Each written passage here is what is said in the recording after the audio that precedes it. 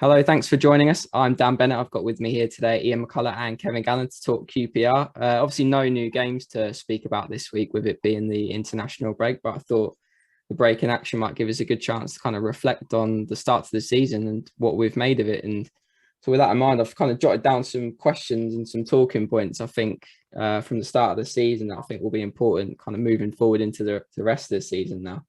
So I'll come to you first, Kev, because the first one's a striker related one. So I know you'll appreciate that.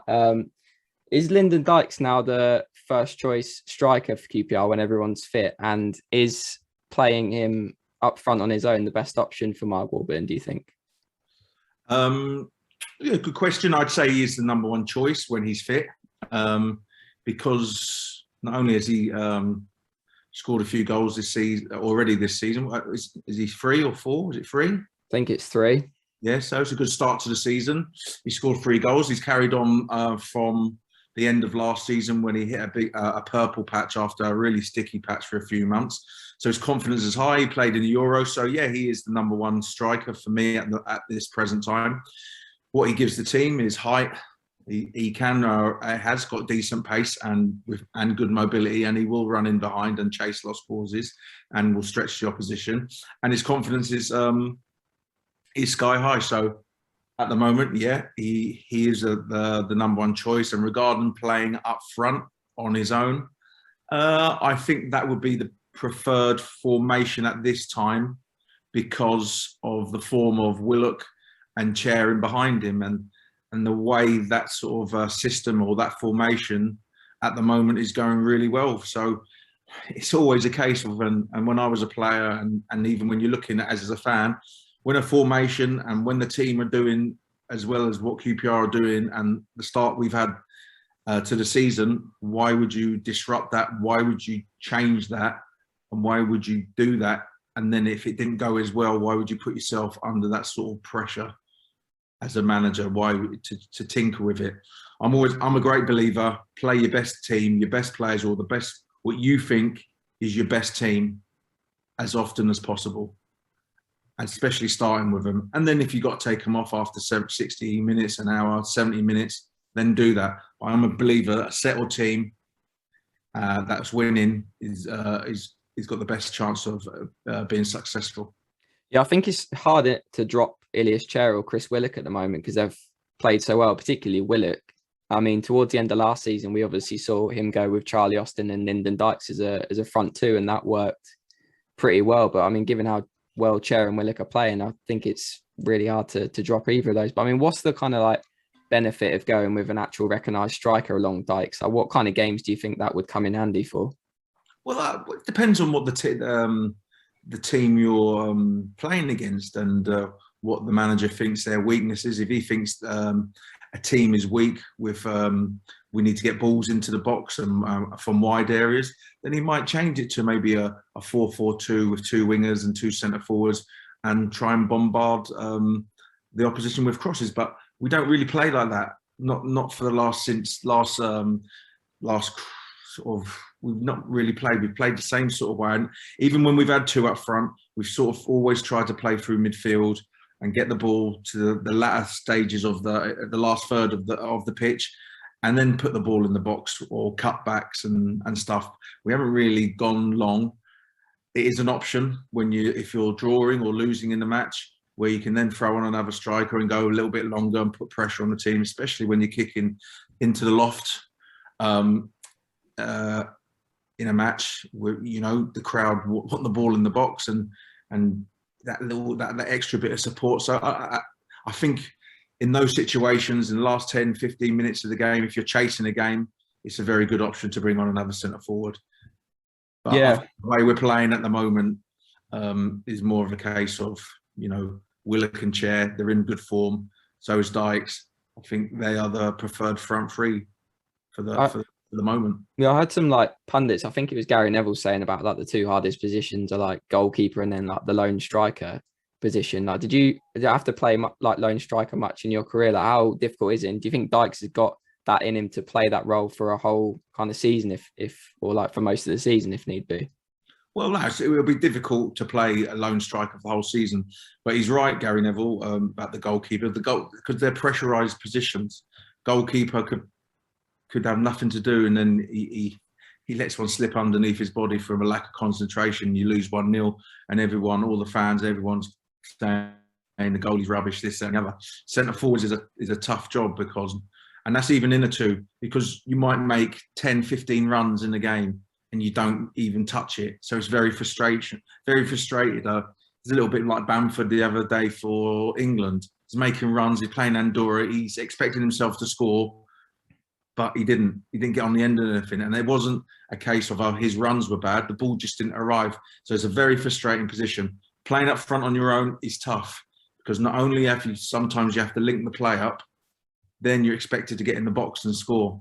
So it's a tough one. So you've got to do a bit of the donkey work.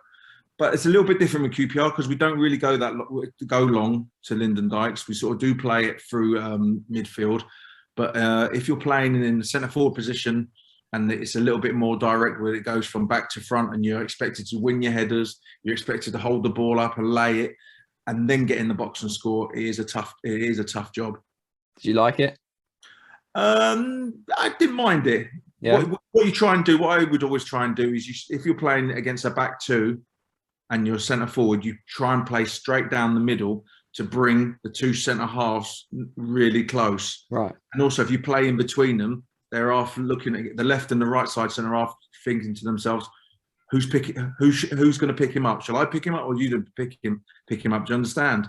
And then also, one is what I would try and do is, you always pick on the weaker centre half who you think you get most joy out of. So say, for instance, I was now playing, or Lyndon Dykes was playing against Liverpool, you wouldn't go stand on Van Dijk, would you? You go and stand on whoever the other one is, because you ain't going to get much change out of him. So you've got to be clever.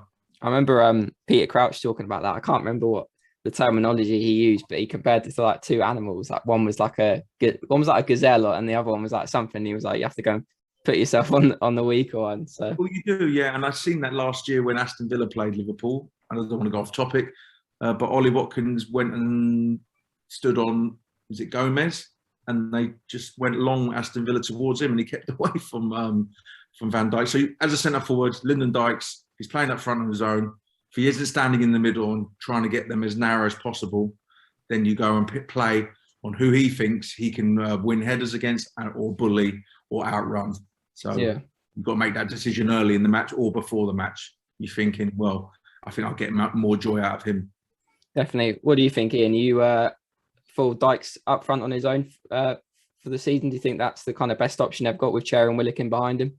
Yeah, possibly. I mean, he's had a really good start to the season, Dykes. He's had a really good, to be fair, he finished in this last season really well, and he's he looks, obviously his confidence is pretty high at the minute, and you have to give him credit for the kind of the bad run he had and the way he's bounced back. And he did okay in the Euros. He can be guilty sometimes of just going missing a bit in games, but what I have been impressed with him, the games I've seen this season, is that his movement around the box has improved a lot since last season, and I think that's just obviously the experience of playing a high level of football, coaching. I don't know how much Charlie Austin's had a part to play in that, but just he's improved in that side of the game. And the goal he scored against Middlesbrough, I don't think he'd have scored that a year ago. He definitely wouldn't have scored the goal he scored against Coventry a year ago. And he deserves all the credit he gets. Him being away with Scotland a lot is going to kind of, they're playing 3 games a week.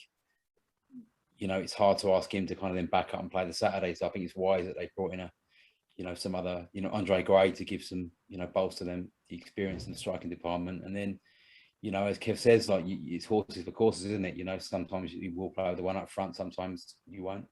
But yeah, in the games I've seen in season, I'm curious to know what Kev thinks. I know you've been to the last 2 home games, having not seen any of them last year, sort of in the flesh, so to speak. What have you made? Is there anything any player that's kind of surprised you, or you think looks better seeing them in live, or is anyone you think doesn't look as good as maybe they did on on a live stream? It's a good question, Ian, and it's because when you're watching it on the TV every Saturday, which I was, it's just completely different, and to be sort of up close now and watching the last 3 games, you're right. I mean, I've been impressed with Willock. I'm impressed with his physique because he's a big lad and he's strong. He's got pace. Rob Dickie looks, last season I thought maybe looked a little bit leggy, not leggy, but a little bit slow on the turn. But this season he looks stronger, more assured. I mean, it's a really good question. It's the massive contrast of watching football on the TV than actually going there and sort of watching it properly. And the crowd obviously helps because the tempo of the football goes up, I think, at another level, obviously. So because it's just natural. That's when you got a crowd cheering you on, or even booing you with the opposition. It can egg you on. So and you can get another 5-10% out of your game. So yeah, Lyndon Dykes as well looks a better athlete than what I thought he was. I could go through the whole team, but yeah, I mean, I'm not going to say, he don't look as good, but I can't. I mean, we've had such a good start of the season. I can't really say any negative Ian at the moment.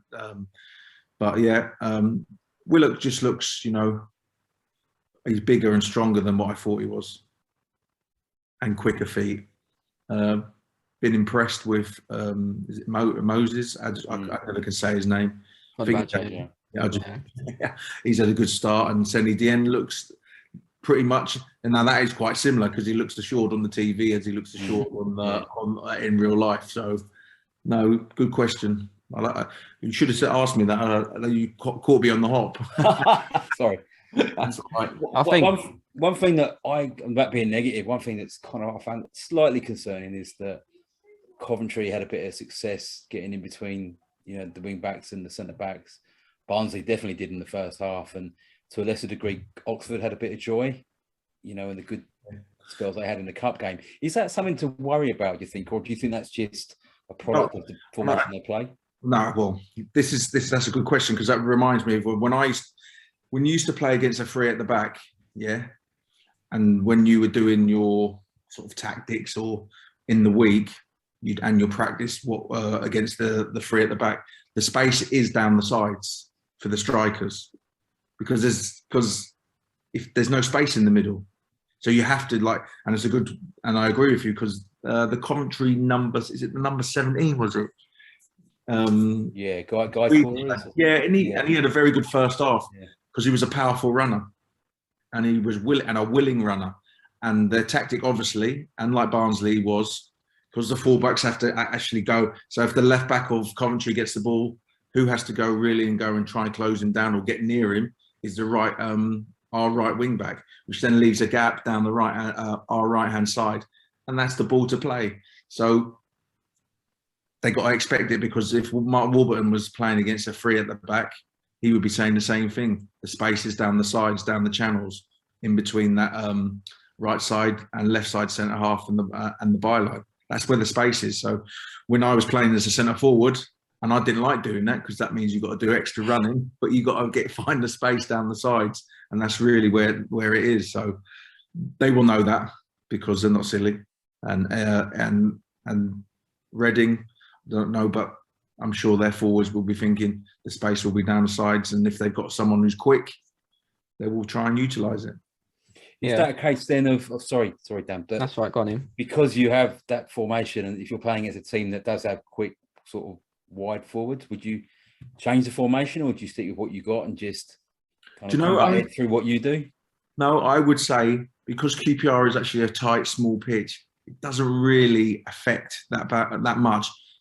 But then if you come onto a real big pitch and you had two opposition centre forwards who are really quick, then you still go with what has got you where we are now. But then, like they did against Barnsley, tinkered with it and changed the formation a little bit.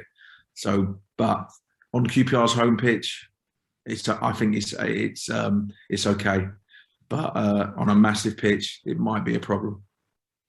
Yeah, I mean, you touched on what I was going to kind of ask Ian, as both of you. I mean, is there anything else kind of, Kev? I know it's obviously been a really positive start, so we can't really pick out too many weaknesses and things wrong, but is there anything else that's kind of jumped out at you as something to improve on, or is that, like, as you just spoke about, is that the kind of main thing that's jumped out to you?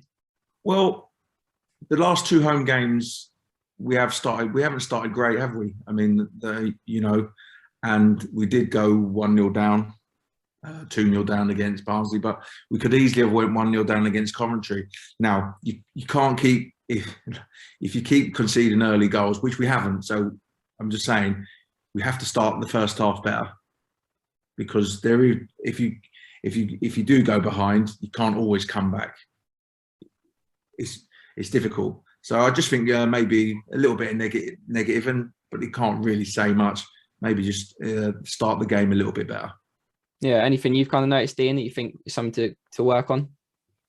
Nothing more than what I've said. What I have noticed is as well, just, and I've said it before on here, what a good player Johansen is. He's so good. He looks, I mean, I'm not in any way comparing him to Ray Wilkins, but he has a similar effect, it seems, on this team, the way they play, that Wilkins had in the team you played in. He just seems to, the calm head, just... That's the word, calm, composed. When everything's going 100 miles around him, when he gets the ball, he just takes his time. He just settles it all down again and retains possession really well. Yeah, he makes it look so easy, doesn't he? Like, he's not like a superior athlete or anything like that. Like, he's not charging around the pitch, but when he gets on the ball, he just always seems to find the pass to the forward man. Like, he doesn't even pass sideways or backwards that much. He's always finding an attacking player. It's great to watch.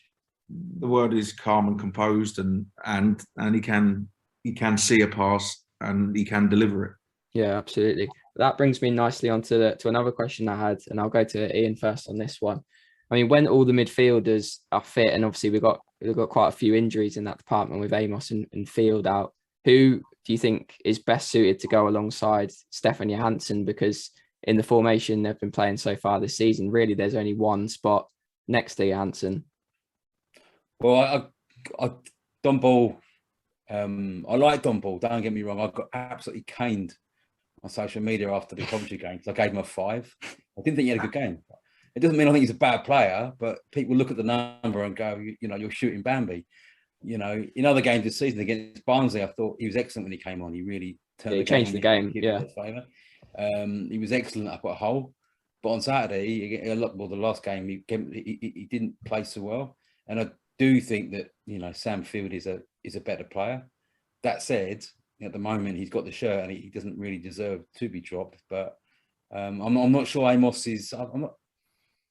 I'm not too sure what sort of player Amos is from what I've seen. Is he a box-to-box player? He doesn't come across the player that's going to put his foot on this, like a big crunching tackle. But I think you mentioned to me before, Dan, he's a very similar player to Andre Dysel. I think there are similarities there for certain. I think Dysel, he gets around the pitch quite well. He's very energetic, and I think Amos is the same as well. He really, his game kind of revolves around, like you said, box-to-box, really. I think that's what his game revolves around.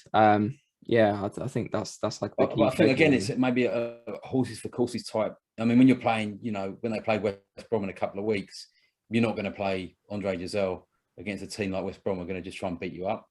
You're going to want your Don Ball, you want your big boys in there, kind of. So he fits in well in that respect. But if you're playing against a team that likes to knock it around and pass around midfield, maybe you may not play Don Ball. Maybe play Dysel or. I don't know. I mean, that's sort of how I'm seeing it. What you mean? Kev's got better eyes for this sort of thing than I have. So, what do you think? I think when we play West Brom, you play Don Ball. Yeah, 100%. Not only because, but I'm looking at. I'm talking for the West Brom game you're playing because they're like you said, they're 100 mile an hour. West Brom, they're going to put the ball in behind chase. They're going to get corners. Don Ball is a marker. It will compete in the air from set pieces. So you need that. But I'm more thinking, what's the blend? Because Johansen's going to play. He's the captain and he's probably the best player. And he's going to play. And which player is most suitable to play alongside him? Now, I don't think it's Andre Dysel, really. We'd seen that against Barnsley, where sort of Johansen played the more deeper role and he played more advanced. Then Don Ball came on. He played the deeper role and sort of let Johansen go and do his thing and create play. Sam Field is similar sort of to Don Ball, but probably technically better and a better football player, where Don Ball will hold that position and defend and screen the back three. So it's difficult. It's a difficult situation. but coming towards, say, like when you are playing a Coventry, and we've had this is when you're playing a Coventry and you need to break a team down and you're going to have more possession of the ball, then maybe you have Sam Field in there instead, or a Dazelle. Luke Amos, we don't know what his fitness levels are like, and I agree with you, who said, what is he? Is he a holding midfield player or is he a box-to-box midfield player? Now, the way we're playing at the moment is we've got a holding midfield player, and Johansen's the creative midfield player. He ain't really a box-to-box Johansen, but he can deliver the ball. And then you've got your two, Chair and Willock, who are supporting the striker. So we're not really playing with a box-to-box midfield player, are we? We're playing with a holder and the Johansen. I think that's an important point to make. I mean, it pretty much is who can get the best out of Johansen, isn't it? Really, that's the player along. Blend. Yeah, that's the role of the player alongside him. I mean, they might not like to admit it, but he is the key guy. He's the man that makes it all happen, that makes him all tick. Like we saw, he was probably the biggest part of the turnaround last season out of all the January signings. I mean, obviously, Austin came in and scored a few goals, but Johansen was the one that made the real difference. But yeah, I've not seen loads of Amos for obvious reasons because of his injuries. But what I have seen of him is he really does get around the pitch well. Like he's really quick for a central midfielder. And I think that could potentially complement Stefan Johansen's game. He can sort of, so as he's not, like I said, he's not charging around the pitch, Johansen. I feel like if you've got Amos alongside him who's constantly hassling the opponent and going to chase down loose balls and get stuck in, and obviously he's had the couple of injuries that kind of pretty much show how he plays. You know, he really does go after the ball and doesn't shy away from a tackle. So I think he potentially could be someone that could help bring the best out of Stefan Johansen. So with Don Ball playing, and I don't really want to say this, but my friend said it, and I sort of agree with him. Don Ball's a better player when he hasn't got the ball. So do you understand what I'm saying? Yeah. When he hasn't got the ball, he's really effective. His strengths are closing, winning the ball, and winning headers and tackles, and he's sort of that blend with Johansen at the moment is good. But look, it's a long season. There's loads of games, injuries, suspensions. The whole squad will be needed. Yeah, it's nice to have options in that area of the pitch. It's just a shame they're all injured at the moment, so there ain't really a lot of choice to put alongside Johansen. But certainly when they all come back, there will be a lot more. Just finally, then, a final kind of thing I'd noted down. It's kind of an open question and quite a big one to end on. But Ian, do you think that the club have done enough in the summer transfer window to cement themselves as playoff challengers overall? Obviously, the Andre Gray signing coming in on deadline day. Do you think they've done enough? Yes, I do. I think they've got options in all positions now, pretty much. I don't think they could have done much more. You wouldn't want to do 10 signings. There's still quite a lot of players coming in. I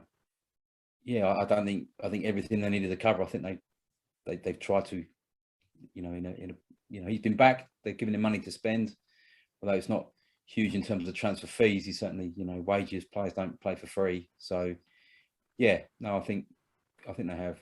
Yeah, again, it all depends on injuries and whether or not they can sustain where they are now. There's a lot of factors, as it's a long season. I mean, I had Christmas last year. I had Blackburners going up. They finished 15th, I think.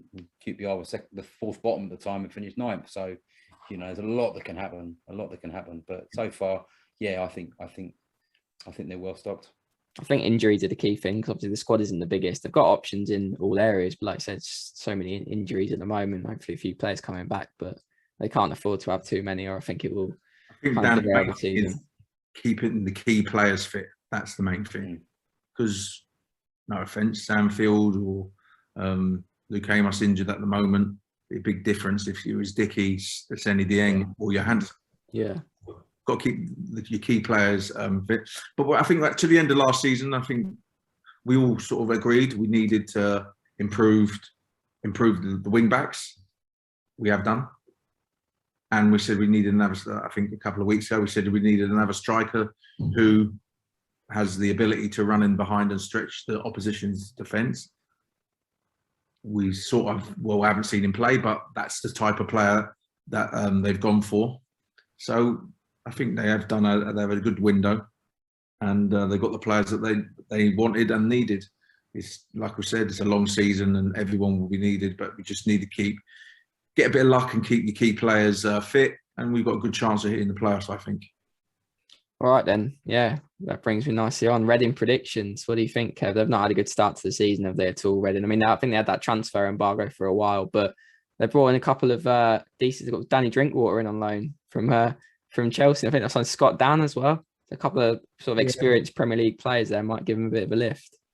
Yeah, no, they're good. No, look, they're Premiership players. Danny Drinkwater won a Premier League not long ago, but his career seems to have stalled since he went to Chelsea. So he might think this is his chance for his new lease of life. I would say big pitch, and QPR got good mobility. They'll have time on the ball with more space. I will go for a 2-1 win to QPR. I think we're on good form. All the players have had a good rest, except for sort of Lyndon Dykes, and will be interesting to see if he's rested on Saturday, or like Ian said, they'll monitor him and see how he is. But I'm going to go 2-1 QPR. Yeah, that's what I was going to say as well. So I'm going to go. I'm going to go 2-1. What do you think, Ian?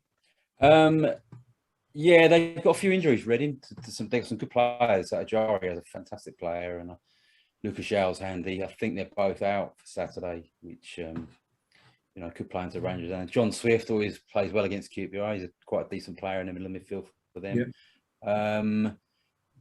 Yeah. Rangers. They've got big away support going. Not as many as they would like. We won't go there, but yeah, don't start that, mate. We'll be here all night. But I kind of expect Rangers to come away with something. I'm going to go for a 1-0 QPR. Very good. All right. Well, thanks for watching. Please subscribe to the channel if you haven't already, and we'll be back with another video very soon.